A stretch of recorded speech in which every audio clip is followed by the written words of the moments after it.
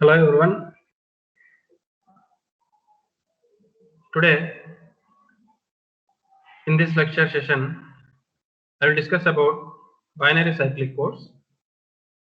In this particular lecture session, I will introduce what is a binary cyclic codes and what are the different types of encoding methods used and corresponding representations in terms of mathematical equations along with examples. So in this, I will explain what is the meaning of binary cyclic codes first and why it is used and what is the use of these coding techniques in digital communication system, and then I will go to the different types and examples. Okay, now let us see a binary cyclic code or the linear block codes. Both the techniques are generally called as a channel coding techniques. Okay, so before starting the discussion of linear block codes or cyclic codes, first of all you should know the meaning of channel coding, because under channel coding only there are different types of coding techniques like linear block codes, cyclic codes and convolution codes. So here we should understand what is the purpose of channel coding or channel encoder and decoder in the total digital communication system. So if you understand the elements of digital communication system from the complete block diagram, so this is the transmitter section, this is what the channel, and this is the receiver section.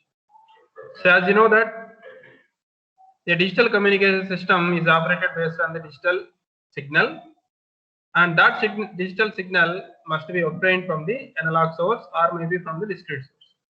Okay. For example, if it is the analog source, that means if analog signal is produced, so that must be converted into discrete and then digital. But here let us consider there is a discrete source. So in the place of this discrete source, you can consider like your mobile phone or any electronic device having some keypad. So when you are pressing some messages or when you are typing some messages, so different symbols will be coming out from the device or coming out from that keypad. So let us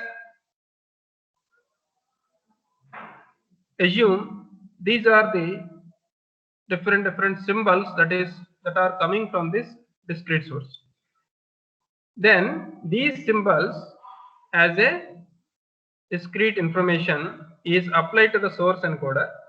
So this source encoder will just assign some group of bits to each and every symbol that is coming from this source. Okay, for example, the symbols can be these alphabets, numbers or characters, special characters or whatever it may be. So for each and every symbol it will convert into some group of bits. So let us assume this is what some group of bits which is coming after the source encoder. So you can identify that the purpose of source encoder is to convert these symbols into bits. That's it. Okay. So some amount of bit sequence which is obtained after the encoder. Then what is the purpose of another coding technique which is known as channel encoder? So the purpose of channel encoder here is to detect and correct errors in the digital communication system. So in order to detect and correct errors, in this channel encoder, we are going to add some extra bits to the original input bit sequence which is coming from this source encoder. So when this sequence is passed through the channel encoder, so it will add some extra bits which are known as the parity bits, so that the output of the channel encoder will become again another digital sequence with more number of bits. Okay, so we'll see how these parity bits are added and what happens inside this channel encoder and everything we'll see while we are going to explain about this cyclic codes, because cyclic code is one of the example of this channel coding method. Next, after the channel coding operation, so the final output will be having some digital input bit sequence in the form of ones and zeros. So then this digital input is directly applied to the modulator, that is a digital modulator. So finally the digital modulator will modulate the signal using ASK or PSK or FSK technique. Finally it will send to the channel. So in the channel, if you assume it is a free space, then there is a possibility of getting noise here. So due to that noise, definitely you will get errors after the demodulation. That means after the demodulation, actually we should receive these same bits of or same sequence of bits at the demodulator output. But due to the noise addition in the channel or in the free space, so there is a possibility of getting errors. That means instead of 0, you may get 1 here, or instead of 1, you may get 0. So that means some mistakes will be observed at the output of the demodulators in the form of errors. So in order to detect where the error is, then you should use the channel decoder here. So channel decoder is a part of channel coding method, or is a part of cyclic code also. So in the channel decoder, you are going to apply some process. So based on the process, if there are any errors in the received code word, then that error will be detected and then corrected, and finally this original bit sequence will be produced after the channel decoder, right? So again, if you use a source decoder which is reverse to the source encoder, so it will again convert these bits into again the same symbols. So that symbols will be received at the destination. So if you consider these two are the mobiles, so when the first mobile sends some information in the form of bit symbols like text message from your chatting application, so that same message will be transferred in the digital communication like these from the transmitter process and from the receiver sections. Finally, the same symbols in the same sequence also which are reconstructed and delivered at the destination. So this is the process of digital communication system. In that, the important technique or a method used in the digital communication is channel coding method, so which is required in order to detect and correct errors. So without this channel coding technique, this error data is automatically demodulated and received at the destination, so that in the destination you will observe there is a mistake in the information, and there is a change in the information also because of these errors. So that's why we need to detect errors, and also we need to correct that error. So finally, the binary cyclic code is one of the channel coding method like linear block code, which is used for the same purpose, that is error detection and correction. So cyclic codes are subclass of linear block codes. So again, the cyclic code can be called as a linear block code, but it is a subcategory, so some process is different. A binary code is said to be a cyclic code if it exhibits two properties. They are linearity and cyclic property. Here, what is the meaning of linearity and cyclic property? For example, if you observe a code, it may be a cyclic code or a block code or whatever may be the code, comes under channel coding method. So this code will generate some set of code words after the encoder, like so these kind of codes will be obtained. Okay, for every input bit combinations, so we get some codes like this. Suppose it is a 6,3 cyclic code or a block code, so there will be 6 bits of information which is produced for every input message. So 6 bits is one code word, again other 6 bits combination is another code word. Like this, we have different code words will be produced. So let us assume this is the first code word, second code word, and third code word, and so on. So there will be some set of code words are produced for every channel coding method. Now, if any code, any binary code is said to be a cyclic code, then what is the basic condition? The condition is that it must exhibit two properties. That means it must satisfy two properties, that is linearity and cyclic property. So first let us see what is the linearity. Linearity means when you add any two code words, the resultant will be another code word in this set of code word list. Okay, that means if there are 3 code words or 4 code words or 5 code words, if you add any two, the resultant code word will be any of the other code words. So automatically you can observe. Similarly, cyclic property means when you shift any code word cyclically, like this. Okay, cyclically means when the 0 comes to here, then automatically this one again comes back to here, right? Again this one comes to here and it will be reversed.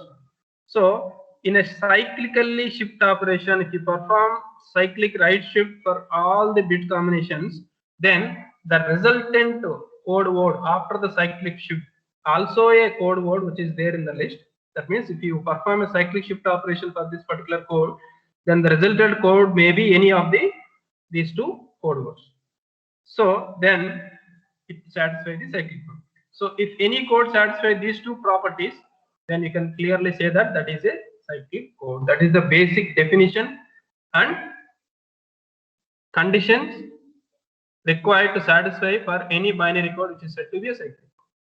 So since it is satisfying the cyclic property, then that's why it is called as a cyclic code. Okay. But when you observe the linear block code, it has only one property to be satisfied, that is linearity only. That's why LBC, that is the block codes, are called as linear block codes because it is satisfying linear property. Now let us focus on cyclic codes. So what is the advantage of using these cyclic codes? That is what we need to identify.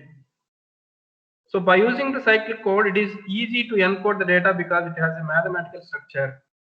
So one thing you need to observe, in cyclic codes, all the code words are represented with polynomial equations, that is algebraic equations.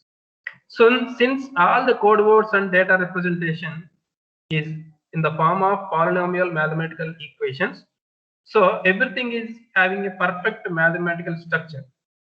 Okay, if you have any data which can be represented in a perfect mathematical structure, then it is very easy to design that concept in a practical by using practical hardware circuits, whether it may be a digital or analog. If you can represent the data or system or signals in a perfect mathematical structure, then it is very easy to implement.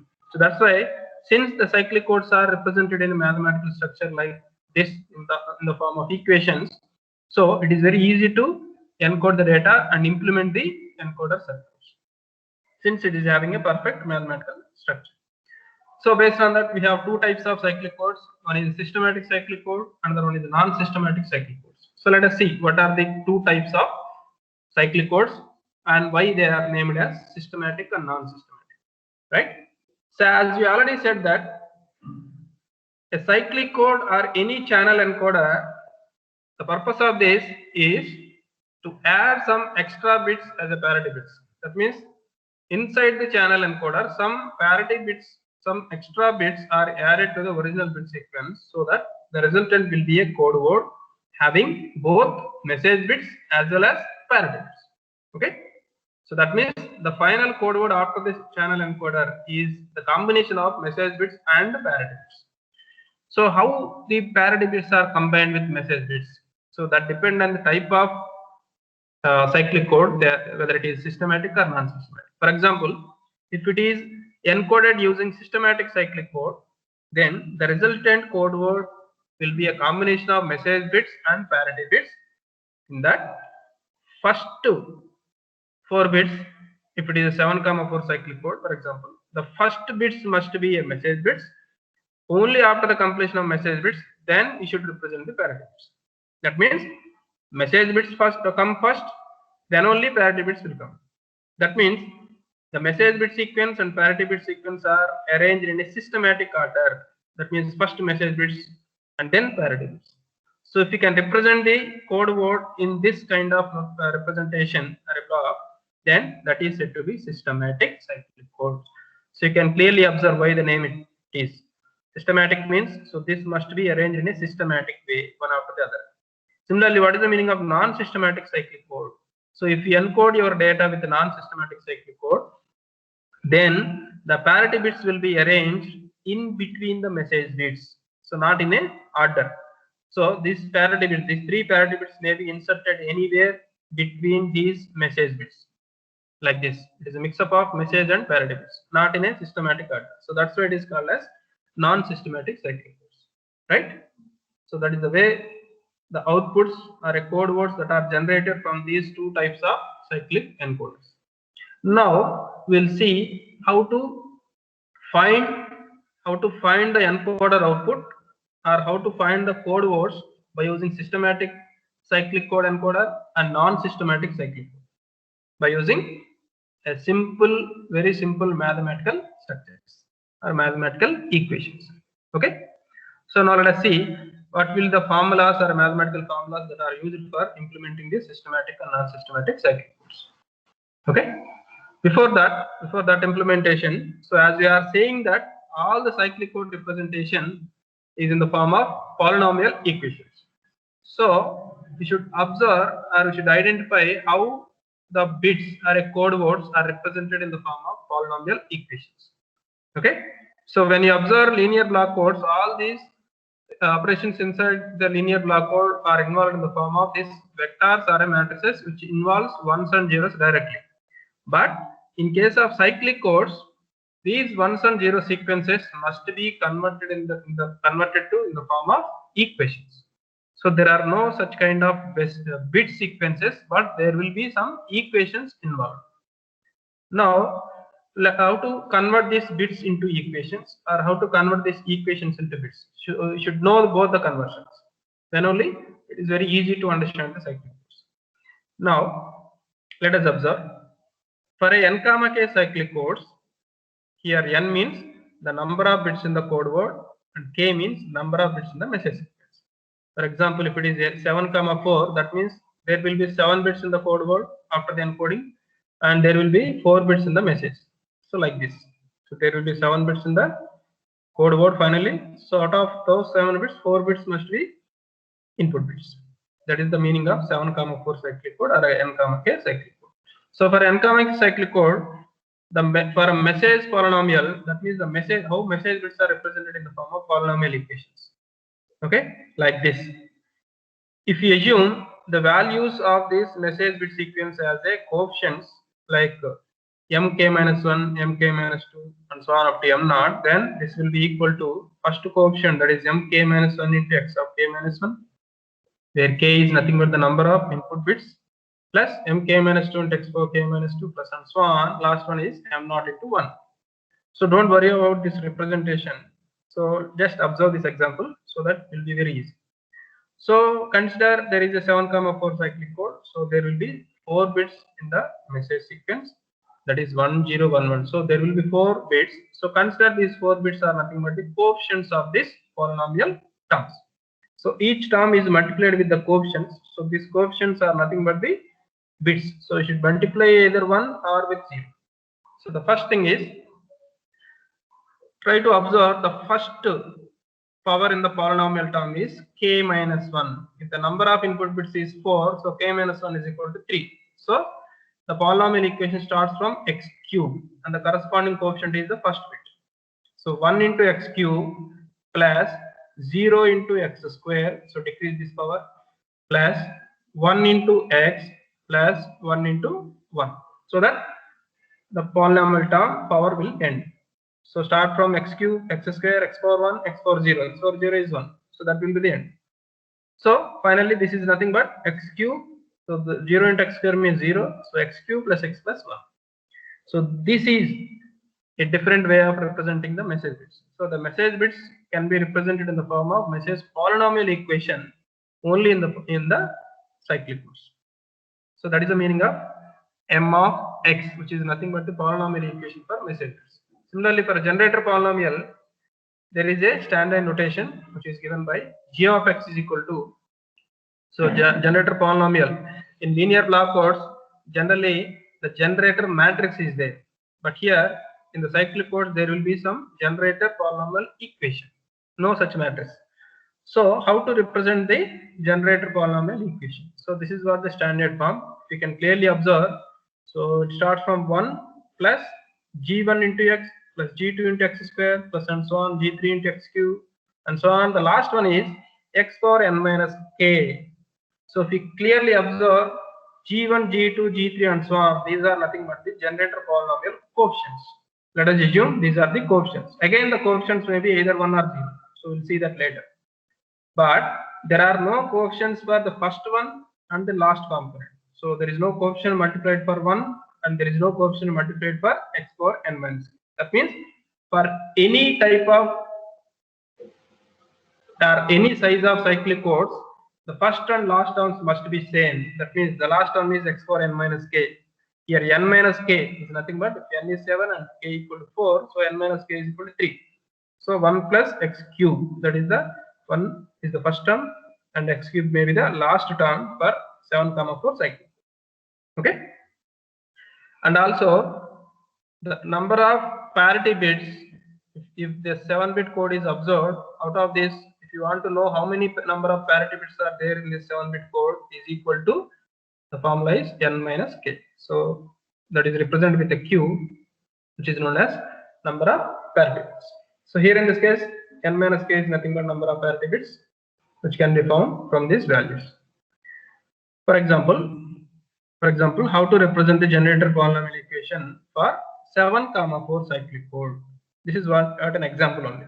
So g of x is equal to 1 plus x cube. So from this generator polynomial equation, just you need to identify what is the first term or what is the last term, and in between only there will be some generator coefficients.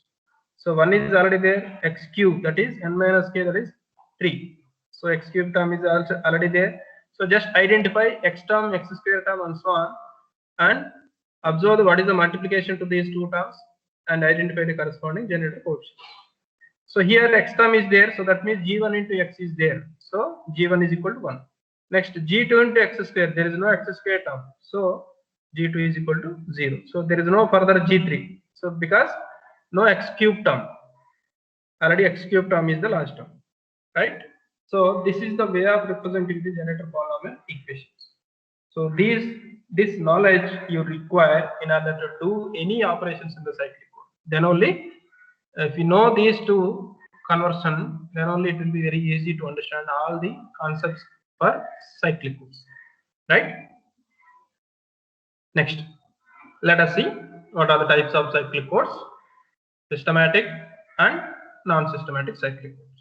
So first we'll see what is the non-systematic cyclic code and then systematic cyclic code. So for a non-systematic cyclic code, the code words can be obtained by direct multiplication of message polynomial and generator polynomial.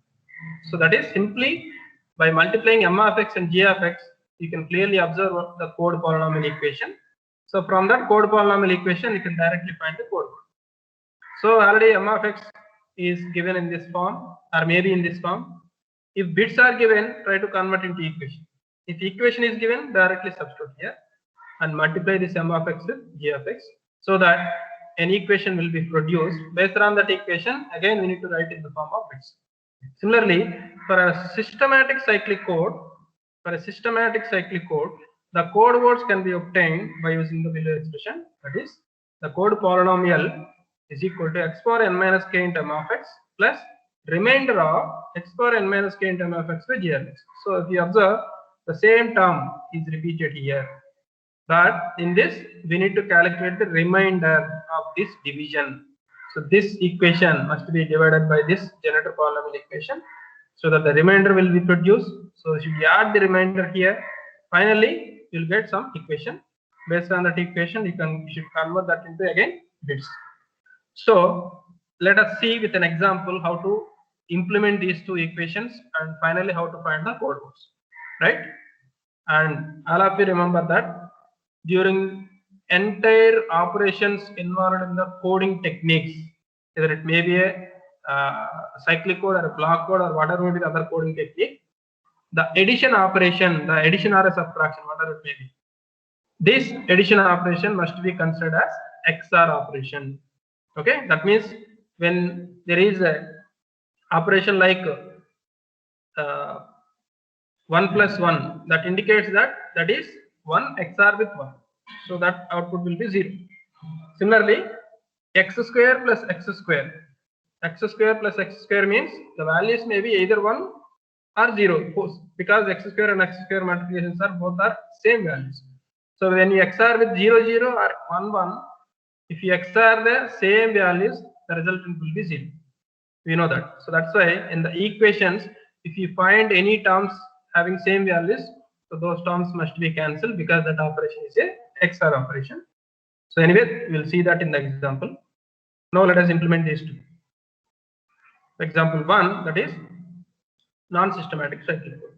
So the problem is to find the code word for a given message having 4 bits by using 7, 4 non-systematic cyclic code, and with a generator polynomial given as g of x is equal to 1 plus x plus x cube, right? So for a non-systematic cyclic code, we know that the code polynomials can be obtained by using this equation, that is c of x is equal to m of x and g of x. So if you know m of x, if you know g of x, just multiply, that's it. But m of x is not given, instead message bits are given. So convert these message bits into polynomial equation. How to convert? As we already said that, consider these values are the coefficients. So multiply this coefficient with polynomial terms. So since we know that message bits are 4, so if there are 4 message bits, the polynomial highest term starts from x power k minus 1. So that here it is 4, so 4 minus 1, that is 3. So it starts from x power 3 and end at 1. So first coefficient, that is 1. So 1 into x cube, 1 into x square, 1 into x, 0 into x power 0 or 1. So finally it is 0 into 1. So start from x cube and decrease the power. So from 3 to 1 and 0, right? So 1 into x cube, 1 into x square, 1 into x, and 0 into 1, so that it will be equal to x cube plus x square plus x. So this is the equation for m of x, and already it is given that g of x is there. So just multiply these two. When you multiply these two, x cube plus x square plus x is multiplied with 1 means, so this term. Again, the same term is multiplied with x means, so 1 power is increases. So 4, 3, 2. Next, this entire term is multiplied with x cube, so 6, 5, 4 will be there. Next, this is very important thing. Since we know that the plus operation is nothing but XOR operation, so XOR of x power 3 and x power 3, x power 3 plus x power 3. Since there is XOR operation instead of plus sign, okay. Since you don't need to write all this circle symbol all the way, that's why I simply represent with plus, so that we should assume that the plus sign is nothing but XOR operation. So XOR operation of same values. Since we are identifying that x power q plus x power q, we are saying that it has 0, because since the plus sign is considered as XOR operation, so since these two are the same values, either they may be both are ones or they may be both are zeros, because it's having same values. So the XOR operation of 1 1 is also 0. XOR operation of 0 0 also 0. So anyway, XOR operation of same values are considered as 0. So these two will be cancelled automatically. So that's why whenever if you identify the same values, so just cancel, because the result is 0. So x cube cancel, x square cancel, x power 4 cancel. Finally, the remaining terms are x power 6 plus x power 5 plus x. Now it is very important to identify the corresponding code word from this particular equation. So how to identify this code word, the 7-bit code word from this above equations? So as you already know that from the message representation, if there are 4 bits, there will be a equation starts from x cube. So 4 minus 1. Since we identify that the code word will be having 7 bits, since it is a 7, 4, so definitely the code word must be having 7 bits. So if it is 7 bits, the equation must start from x power 7 minus 1, that is x power 6.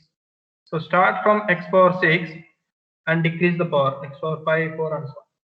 I'll multiply the corresponding coefficient. Okay. So here I am representing this in a standard notation like x power 6. Since the component is there, if any component is there, just multiply it with 1. So 1 into x power 6 plus x power 5 term is also there. So 1 into x power 5. Next, there is no x power 4 component because 0 is multiplied. So if there is no component, just represent like this. So 0 into x power 4. Okay. Next, there is no x cube component also. So just write 0 into x cube. Next, plus there is no x square component also. So 0 into x square. Next, there is x component. Here it is there. So 1 into x plus there is no last component constant, that is x power 0 component or 1 component. So again 0 into multiply 0 into 1. so that write all these coefficients in the form of bits. Okay, so write the coefficients directly here. So 1, first bit is 1, second bit is 1, 0, 0, 0, 1, 0. So totally there will be 7-bit code word is finally obtained from this particular non-systematic cyclic code implementation. Okay, so I already observed that in a non-systematic there is no systematic order of representing first message bits and then parity bits. That's why the same sequence will not be repeated here. 1 1 1 1 0, but 1 1 0 is not there. So there is no systematic order. The parity bits are inserted among these message bits. So that's all about non-systematic cyclic code implementation by using this mathematical formula. Similarly, if you observe in the example 2, that is all about systematic cyclic code. So here we need to find the code word for the same message by using a 7,4 systematic cyclic code with generator polynomial is given. Okay. Then now let us observe what is the formula. The formula is x power n minus k into m of x plus remainder of this one. So similarly here we need to know what is m of x and g of x. So just convert the given message into polynomial equation. So same equation is there, x cube plus x square plus x. Okay. So final code word or a code polynomial is equal to x power n minus k. The first one is x power n minus k. Here n and k values are 7, 4. So 7 minus 4, that is 3. So x power n minus k means, so x cube into m of x plus remainder of again x power n minus k into m of x. That means same term will be repeated here. So when you multiply directly, that is x power 6 plus x power 5 plus x power 4. This one, because there will be same term. The same term will be produced here. So remainder of this value divided by g of x. So what is g of x here? G of x is 1 plus x plus x cube. Now the task is how to find the remainder. So finding the remainder is performed based on the standard division operation, which you already practiced in the school days. So repeat the same. So this x power 6 plus x power 5 plus x power 4 is divided by x cube plus x plus 1. So how it is divisible? So multiply this with x cube, so that x cube is multiplied with this one. So the result will be x power 6 plus x power 4 plus x power 3. Again, after this operation, so there are no plus or minus signs here. Only the XOR operation will be performed. So whenever if you identify the same values, just cancel each other. So these two are cancelled, these two are cancelled. So the remaining terms will be x power 5 plus x cube. So don't write like minus and writing x power 5 minus x cube. That is not correct. So this involves the coding operations. It involves only XOR operation. So that the remaining terms will be x power 5 plus x cube. Next, again multiply this with x square. So x square is multiplied with x power cube, that is x power 5 plus x cube plus x square. So again cancel the same terms because it is XOR operation. The result will be 0. So the remaining term is x square. So this is the final remainder. So since there are no further divisions, so this is what the remainder for this particular term. In place of this, just write x square. So finally, it is x power 6 plus x square, x power 5 plus x power 4 plus x square, and the final code word can be represented again from the standard notation that since there is x power 6 terms, so 1 into x power 6, 1 into x power 4, 5, 1 into x power 4, so no x cube, so 0 into x cube, again 1 into x square, so no x component, no constant component, so 0 into x plus 0 into 1. So write these coefficients directly in the form of bits. So 1, 1, 1, 0, 1, 0, 0. So this is the final 7-bit code which is obtained from the systematic cyclic code. Okay. So like that we have different examples. You can also practice this with another bit sequence based on the same notations, find the remainder, substitute, and find the code. Right. So this is what the basic introduction to cyclic code and how to represent the bit sequences in the form of equations, and how to use the equations in order to find the encoder output and code words from two different types of cyclic code encoders, cyclic coding methods, that is systematic and non-systematic. cyclic codes. So that's it for this lecture session. So in the coming lecture, I will be discussing about, so I will discuss about most important concepts of cyclic codes, that is the design of cyclic encoder and design of syndrome calculator. Okay, so design of the shift register diagrams I will explain in the next lecture session. So that's it for this. So